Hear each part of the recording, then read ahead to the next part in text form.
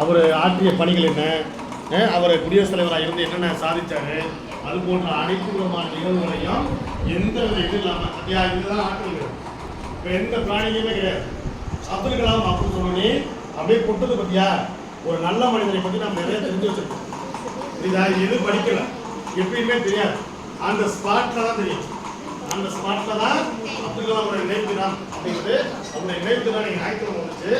அன்றைக்கு நினைச்சா ஒன்றும் பண்ண முடியலையே, எதுவும் பண்ண முடியல நினைச்சோம். அப்போ திடீர்னு இன்னைக்கு ஏற்பாடு செஞ்சோம்.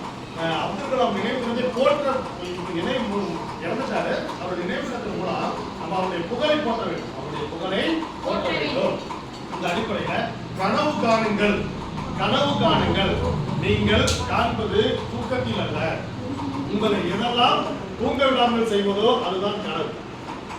நீ நினைச்சிருப்ப அவரும் கனவு கண்டிருக்கார், ஏவுகணை மனிதனாக வேண்டும், ஏவுகணை ஓட்ட வேண்டும் அப்படின்னு சொல்லிட்டு. நாளைக்கு நம்மளுடைய வட்டார கல்வி ரொம்ப அருமையாக சொன்னாங்களா, அப்துல் கலாம் பற்றி நல்லா நிமிந்து உட்காந்து அப்துல் கலாம் பற்றி எல்லாம் என்ன பண்ணாங்க, நல்லா சிறப்பாக அன்றைக்கி பேசுனாங்க. கிடைக்கக்கூடிய ஒரு 10 நிமிஷத்தில் அப்துல் கலாம் எப்படி இது பண்ணாரு, ஒரு தீபாவளிக்கு வெடி சொல்லிட்டு அந்த ராக்கெட்டை விட்டு தூக்கி எடுத்து மேலே போயிட்டு ஒரு ஏவுகணை தொழில்நுட்பத்தில் அவர் ஒரு ஏவுகணை நாயகன் என்ற பெயர் பெற்றார். அப்படின்னா அவருடைய சிந்தனை, அவருடைய ஆற்றல், அவர் சின்ன பிள்ளைகள் செய்தது.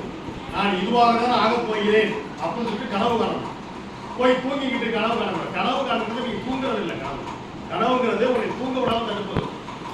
தூக்கமே வரக்கூடாது, தூக்கமே வரக்கூடாது. இதெல்லாம் உட்கார விட முடியல. ஒழுங்கா உட்காருங்கன்னா பிடிச்சிருக்கு, நல்லா நேரம் நின்று உட்காந்து கேளு. உங்களால ஒரு நிமிஷம் கூட உட்கார வரல, நீ எப்படி கனவு காண போற? அப்துல் கலாம் பத்தி பேசப்படுது. நீ ஏதாவது நிச்சயமாக ஒன்று ஆக வேண்டும். அதாவது பொக்ரான் அப்படின்னு ஒரு அணுகுண்டு சோதனை நடத்தின பத்தியா, எப்ப 1997 நடத்தினா உலக நாடுகள்லாம் நம்மளை நிமிர்ந்து பார்த்து. அப்பதானது இந்தியா கிட்ட போய் அணு ஆயுத இல்லைன்னு நம்ம சொல்லக்கூடாது. கவனிப்பா, மிக முக்கியமானது, ஒரு பொக்ரான் அணுகுண்டு சோதனை நம்ம நடத்தின பிறகுதான் உலக நாடுகள் நடந்தது இந்தியாவை பற்றியான ஒரு மதிப்பே வந்துச்சு. எல்லா நாடுகளும் வல்லரசு நாடுகள் அமெரிக்கா சொல்றோம், எல்லாம் சொல்றோம்ல, அவங்க என்ன பண்றாங்க, அணுகுண்டு வச்சிருக்காங்க, அவங்களுடைய தொழில்நுட்பத்தை வச்சிருக்காங்க. இந்தியா கிட்ட அதெல்லாம் அணுகுண்டீங்கன்னா உலக நாடுகள் நம்ம என்ன பண்ணுவோம்னா மதிக்க மாட்டாங்க.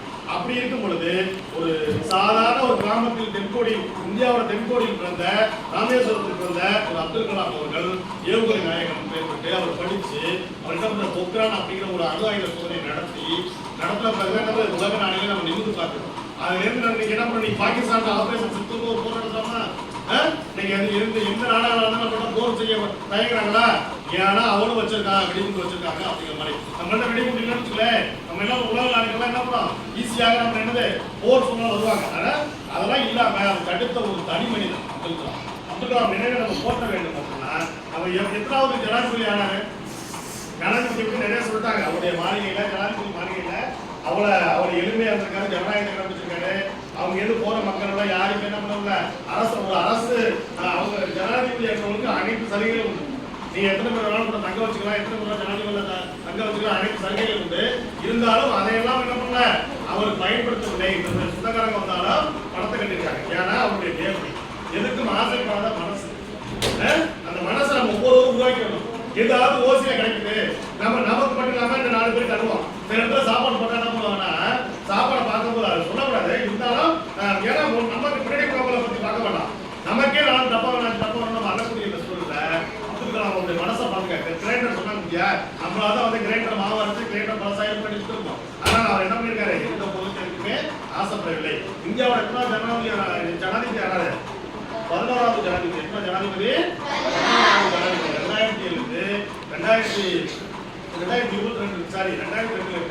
2022 வரை இந்தியாவோட ஜனாதிபதியா பதவி வைத்தார். அப்புறம் என்ன பண்ணார், எல்லா கல்லூரிக்கும் விசிட்டிங் ப்ரொஃபஸரா இருந்தார். அவர் போகும்போதுதான் ஒரு விசிட்டிங் ப்ரொஃபஸரா போகும்போதுதான் ஒரு கல்லூரியில அங்க போய் பேசிக்கிட்டு இருக்கும்போது இறந்துட்டார். புரியுதா?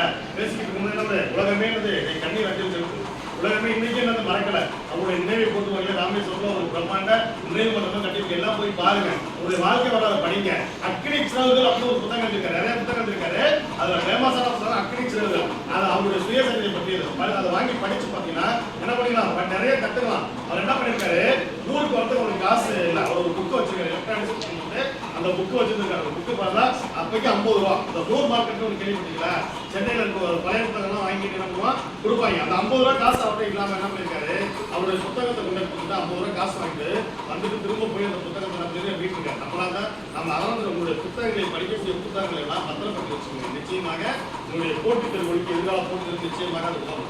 ஆனால் நீங்கள் என்ன பண்ணுறீங்க, யாருடைய வாழ்க்கையில நான் பால பண்ண மாட்டேன்னு போகாம இது போன்ற நிகழ்வுகள் நினைவுனா அப்துல் கலாம் பற்றி நினைச்சு நீ ஒரு விஞ்ஞானி ஆகும், நீ ஒரு ஏவுகணை மனிதன் ஆகும்.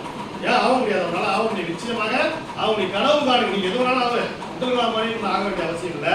உனக்கு என்ன ஒரு ஆர்வம் இருக்கோ அதில் கனவு காணும். சில பேர் என்னது விண்வெளிக்கு போகலாம் கனவு காணலாம், சில பேர் விமானத்தை இயக்கலாம் கனவு காணலாம், சில பேர் விமானத்தை உருவாக்கலாம் கனவு காணலாம். எந்த கனவுனாலும் நீங்க காணலாம். புரியுதா? சில பேர் தொழிலதிபர் ஆகலாம் கனவு, சில பேர் என்ன ஆசிரியர் கனவு காணலாம். ஆனா உன்னுடைய கனவு மட்டும் விடாது. கனவு தான் கனவு போய் பார்த்து தூங்கிட்டே போய் பார்த்துட்டு இருக்க கனவு இல்லை. உன்னை தூங்க விடாது. நீ என்ன அதுக்கான முயற்சிகளை தொடர்ந்து செஞ்சுக்கிட்டு இருப்ப. நீ இப்ப என்ன கனவு காணணும், ஒவ்வொரு போட்டியிலையும் நம்ம கலந்துக்கிட்டு வெற்றி பெறணும். நம்மளுடைய ஒவ்வொரு போட்டியிலையும் கலந்துக்கணும். நிச்சயமாக நிறைய போட்டியில் நிறைய பேர் கலந்துக்க மாட்டேங்குது. இதான் அப்துல் கலாம்லாம் அவருக்கு ஒரு முன்னுதாரணம் மாட்டேங்குது. எல்லாத்தையும் கலந்துக்கலாம். அவர் படிக்கிற காலத்துல இயற்பியல் படிச்சிருக்காரு, இன்ஜினியரிங் படிச்சிருக்காரு. அவருடைய காலத்துல எல்லாத்தையும் கலந்துக்கிட்டு நம்ம முதல் மரணம் வந்திருக்காரு. எல்லாம் அவருடைய இதெல்லாம் சிந்திச்சு நிறைய கண்டுபிடிச்சிருக்காரு. அதாவது இந்த மாற்றுத்திறனாளியை பயன்படுத்தக்கூடிய காலிப்பர் பத்தியா அவங்க காலில் போட்டு காலிப்பர் தான் அவர் தான் கண்டுபிடிச்சாரு. அது மட்டும் நிறைய கண்டுபிடிப்புகள் கண்டுபிடிச்சு இதய துடிக்கிற ஒரு கருவியை கண்டுபிடிச்சார். பெரிசான கருவியை கண்டுபிடிச்சிருக்காரு. இதய துடிக்கக்கூடிய கருவி. மனித இனத்துக்கு தேவையான கண்டுபிடிப்புகளை நிறைய அப்துல் கலாம் கண்டுபிடிச்சிருக்காரு.